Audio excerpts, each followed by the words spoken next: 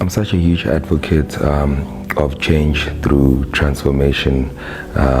that is obviously influenced by the renewal of the mind. And I think even as the year ends, we are at the end of the year where most of our minds and our thoughts are being challenged. And even as they are being challenged, we reflect back to what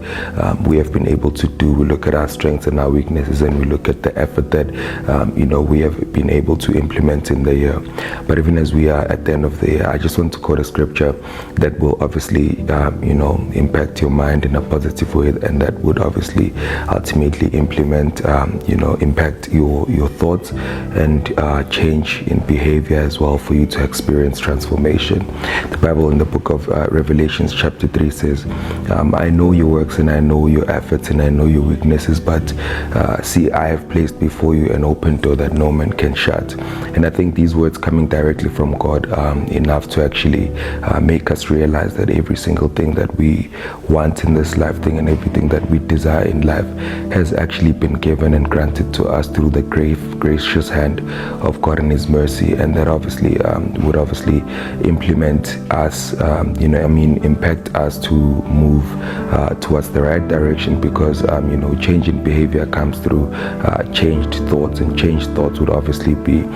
influenced and inspired by what comes into our minds. And once all of that takes place, we experience transformation, because